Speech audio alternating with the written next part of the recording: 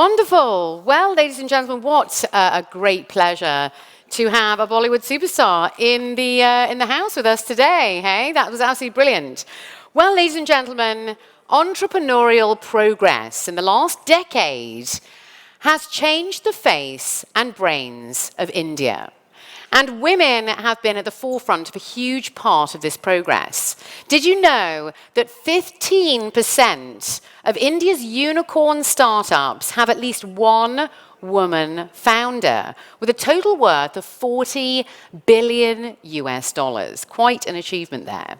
I'm now joined, ladies and gentlemen, my next guest is a true woman of influence, a pioneer in the retail space, and someone that is a huge role model for women entrepreneurs today, who is here to answer the billion-dollar question: can women do it all, and do they really have to?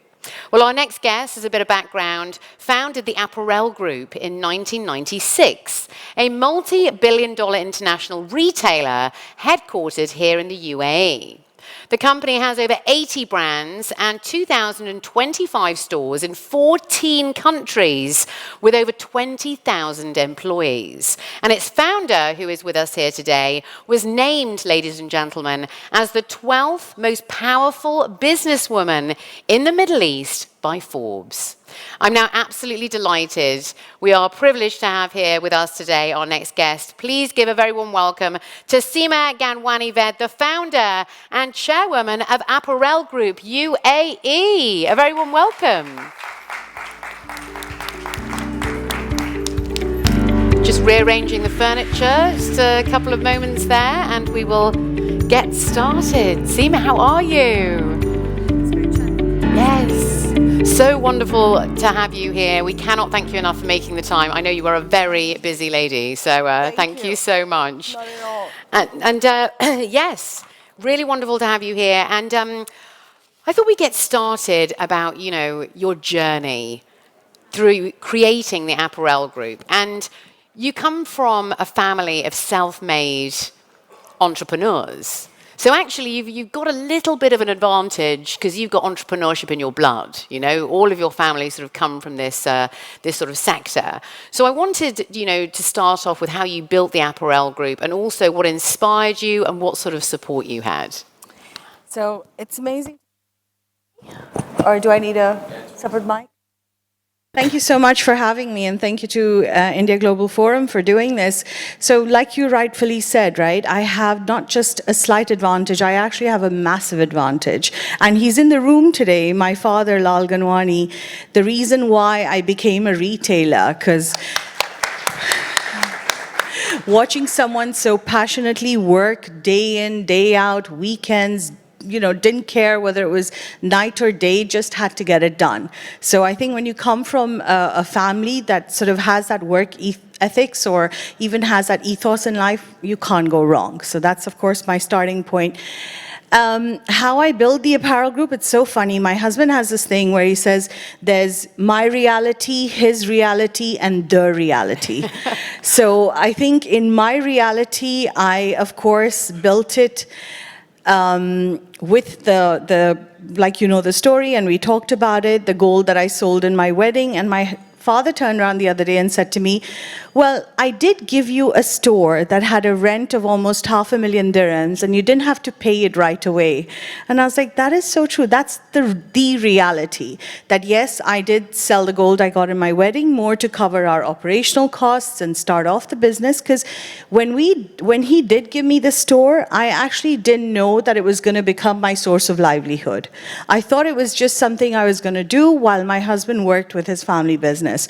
Lo and behold, we both left our respective family businesses and had to start with something from scratch. So that 47,000 dirhams, and I kick myself that I didn't keep the receipt, but that would have been amazing to frame as the beginning of what today is the Apparel Group. Absolutely fascinating journey. I wanted to focus a little bit more about sort of men on your journey and male influence, because obviously you've spoken a little bit about that, but what sort of support, what has been the male influence in your life, and how important has that been to you? So, you know, every single one that I've come across, I mean, of course, the ones that I look up to and I'm eternally grateful for are my father and my husband. Without them, like my husband, I think, has the nerve to do a lot of things what a lot of men, I wouldn't say men, but I would say Indian men wouldn't do. He plastered my face on Sheikh Zayed Road on a 10-meter by 4-meter billboard when I wanted to try a stint at a chat show. So, you know, not a lot of men have the confidence to do that, but he does. He does let me shine whenever I want to and wherever I can. Having said that, I thank every single one of the other men that I've come across in my life because, honestly speaking, whether they've treated me as arm candy or they've kind of waited for me to leave the room to have the real business talk with my husband, it's all been such a journey. Like, I thank them. I thank them for being condescending. I thank them for treating me like I'm a little lady who's just keeping herself busy at the office. Oh, your husband's letting you come to work. That's so sweet of him. I thank every single one of them because, believe it or not, I could probably buy their company out today. So I'm just glad for them. You know? Little do they know, exactly. Little do they know. Let's talk about a quote that I was reading that you were quoted by saying, "We need to acknowledge that gender inequality is not a women's issue, it's a human issue." And I'd like you to expand on that. Okay, so look, we are, like it or not, we are half the population.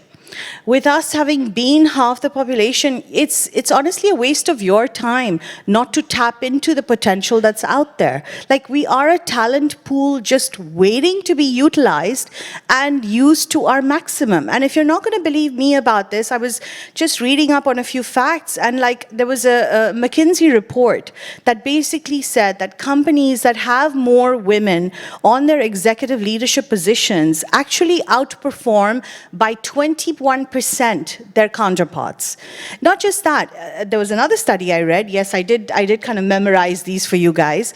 But there's a Peterson Institute of International Economics, and that study says that having 30% women in your leadership positions, and please do hear this, adds up to 6% to your net profit margins. Like, if you're not going to believe me about how we need to tap into the pool that is ready and waiting, and all you need to do is utilize it, then what can I say? Well, at least believe my Feng Shui expert. She says categorically, 2024 is the year of the woman. So if you want to... There you go. Brilliant news. I mean, don't believe McKinsey, don't believe Peterson, don't believe even the Catalyst research that says that having more women on your boards or companies that have more women on their boards will outperform those that have less women simply in terms of the return of equity by 16%. So forget all of that. Let's just look at the Feng Shui aspect of it.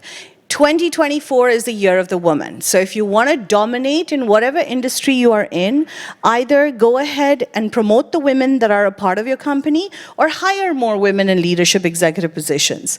That's what I would say. Very well said indeed, by the way.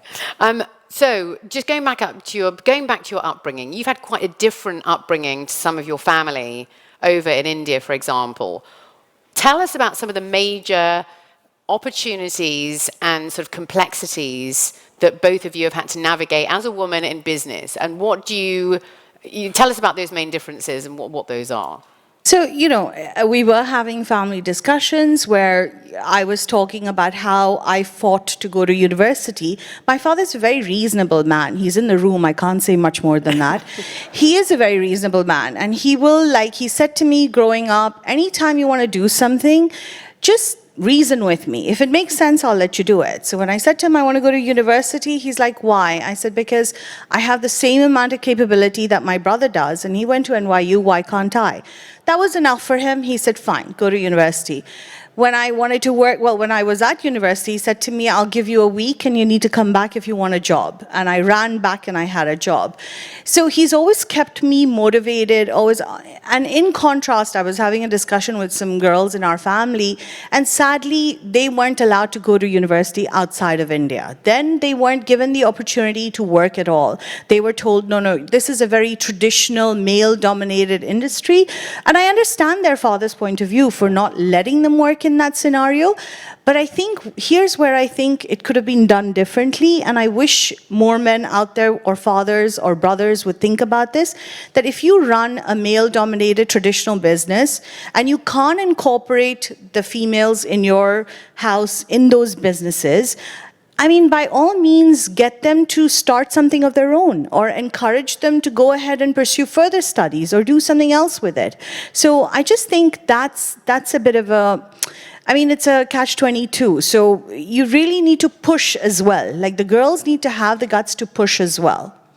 Because, yeah, how do we reassure families that don't want their daughters to go into these male-dominated fields, but then how do we sort of make change? So, I mean, we need women in those sort of like stereotypical male roles in order to sort of change the system. So what can we do to reassure sort of families if, you know, if women are going into STEM subjects and different sort of industries like that, and it's fully male-dominated? Is it because, you know, how do we need to reassure families so that women can progress, right? So I always love what YPO, the organization that I'm a part of, Young Presidents Organization, they have a theory, and they have a theory that they use and apply. They say that anytime you want to integrate two new people, you want to integrate a new person into your forum or wherever, make sure it's two of them. So I just believe there is something to be said that their numbers will help. So instead of just sending your one daughter or one sister, make sure you find a friend of hers or a cousin or someone and integrate 2 or 3 people, then there's a bit of solace in numbers. Like, you feel a little better when there's more of us out there. Yeah, no, completely agreed, completely agreed. Anyone going into anything when you're brand new is always terrifying, but if it's, yeah, male-dominated, then it's sort of highlighted. A very quick question as well. Where should we start when raising our daughters then? It's got to be sort of from you know, the ground up, don't you think? So it's got to start with education, it's got to start from the home. And I also want you to sort of tell us a little bit more about your thoughts on how you think sort of men should speak to women in the workplace, because I know there has been a bit of controversy in, I think, a friend of yours who owned a VC fund. Ah, yes, I know where you're going with that. There was a, you know, someone took things, you know, the wrong way. And anyway, yeah, tell us the story. No, so I was telling Laura when we spoke yesterday that, you know, a friend of mine who's actually a very well-known, very well-established VC in this part of the world, and she used to work in a company with partners, and the partners made it a point. Maybe they were trying to be nice, but they made it a point every now and again to comment on how she looked, what she wore, how she dressed. And it came to a point where she actually told them, she's like, I really don't need you to tell me how I look. Because would you do that to a male colleague? Like, a male colleague coming in, would you say, hey, I really like that blue jacket on you? He'd just look at you weird, right? So same thing, why is it okay to comment on how a woman dresses or how she walks into the office? And same thing with, you know, when you're talking to your PA or you're talking to your, I don't know, your CEO and she's a woman, don't feel free to put your hand on her shoulder. She doesn't want that. So I just think these kind of nuances at work, and like you said, right, how do we do this with girls from the beginning? I think girls from the beginning need to be told that it's not okay. It's not okay for someone to cross your personal space or your personal boundaries, even if it's an uncle, a cousin, or whatever. Be very clear. I don't really like that. Don't do that. So I think having taught girls to speak up, which is why, you know, my earlier point of, had these girls in my family said, no, I actually want to work. And if I'm not going to work where you're working, send me somewhere where I can. So I just think letting people obstruct your own potential is our own doing. We cannot keep blaming our families or our parents or our husbands. We've got to take charge of what we want to do. And I suppose, you know, it's having a voice to say what you want as well. You know, I don't really like the way that you commented on my clothes. But then again, you can sort of see it on the other side. Flattery gets you everywhere. So it's one of those things where they're probably, you know, trying to flatter her to, I don't know, maybe do business. So it's one of those things that can be quite... Laura, I told Laura a story. I was dealing with a media partner who was actually, had rubbed me the wrong way, in the sense he was being very rude at another event. And he tried to make up with an apology call. So we're having this call where he's apologizing to me that he didn't really mean to ignore me or blah, blah, blah. And suddenly I'm like thinking, okay, I'm kind of going to forgive this guy. And then he goes to me, darling. And I stopped and I was like, uh-huh. And he goes, darling, if I ever tell you my story, you'll understand what I mean. And I looked at myself and I was thinking, would he call my husband darling? If he was having a partnership call, like it was a call for a business client whom you have upset, how dare you call me darling? I mean, seriously, like where do you get your manners? I know. These are not business manners. You cannot turn around. My husband would slap you if you called him darling. I would hope he would slap you. So I'm just saying that these are the little nuances again for people when you're out there, and women, when we hear men call us darling, sweetheart, whatever, like no, go use that on your wife at home or your girlfriend. Don't do that here. Because it can come across as very patronizing at the end of the day. Absolutely. Yeah. Right, let's move into the retail landscape. What needs to be done for more diversity and inclusion within retail? And what do we need to sort of push forward to create a more inclusive environment, especially within leadership positions as well? I think that's where we're lacking, right? So I think, I was having a conversation with my husband, and he was saying to me, India now has a law that you have to have one woman on every board. How sad is that it had to become a law for it to happen? Like, nobody saw the sense in it, in its intrinsic value of having a diverse opinion on the board, but the government had to make it a law for people to understand that this is important. So to me, that's what it is, right? If that's what we need more laws to bring about the change that says women are a relevant, important part of any decision-making process. If there's a table, we've got to have a say on it, because we are representing 50% of the population. So if there are more laws to be made that help in that transition, then yes, so be it, partially. But also, like running a general gender audit at your company, checking that every level where you have enough gender diversity, enough representation, I think that's super important. And also I think, if we actually look at it, a lot of companies don't want to hire women because they go off and they have their kids and then they come back. But even like I referred to YPO, they've acknowledged that women have a different career trajectory or path to men. So they've actually increased the membership cutoff age as 55 years as opposed to men at 45 years. And I applaud them for that. I mean, having addressed the fact that women actually need to be given the space and time to do both. So, hey, God gave us the responsibility for mankind. So you should be respectful and letting us have the time and space to do that as well as what else we can do at work. Why should we have to give up one or the other? So if you're up for it, I'm going to give our audience one question to throw at you. Would you mind? Is that okay?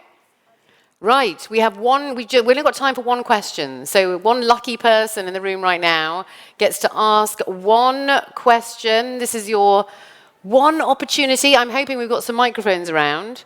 We've got a gentleman right at the back over there. That's the only person I can see. So I beg your pardon if you've got your hands up. Do tell us who you are and where you're from and your question, please. Yeah, that's fine. Anyone would like to ask a question because it's just one question? Okay, fine. So, hi, I'm Paresh Deshmukh. I'm from UK. So, I run a cybersecurity firm. And whatever you said, I perfectly 100% in agreement with that. Just only my opinion is, you mentioned about that darling thing. It might be cultural aspect as well, right? So, in UK, it is pretty much common to when you have a peaceful conversation and all that. So, my request to all women is just take that cultural angle as well. It may not be always bad. So can I ask you a reverse question, right? I 100% agree with you, but having said that, the guy speaking to me was Arab national, and I'm an Indian. That is what I'm saying. So in our culture, it isn't normal to go around calling people darling, right? But I'm going to ask you a reverse question. In the Desis, especially when men talk, it's very common to say BCMC. You know what I'm talking about. Yeah. So would that be okay if, No. No. So how come? How come? Right. How come you just said no? I mean, if I come into your office and I start, my mouth just goes like a, what do you call it, a washerwoman and says BC and MC and No, what- no, no, no, sorry. Would that be okay? No, No, but no, it's no. cultural. No, It's okay to do it. No. It's not, right? Exactly. So the word to me, darling, has a place in, I don't know, maybe in the bedroom, Close maybe family. yeah, somebody I know really well. Why would you call me darling? Right. No matter if you're from the UK. I respect your opinion. That was a good statement. You were very brave, by the way. I'm so sorry. Literally an absolute joy to have you here. Thank you so much for sharing your Thank you. journey, your experience. It's been really wonderful to have you. Thank you for making time. Thank you.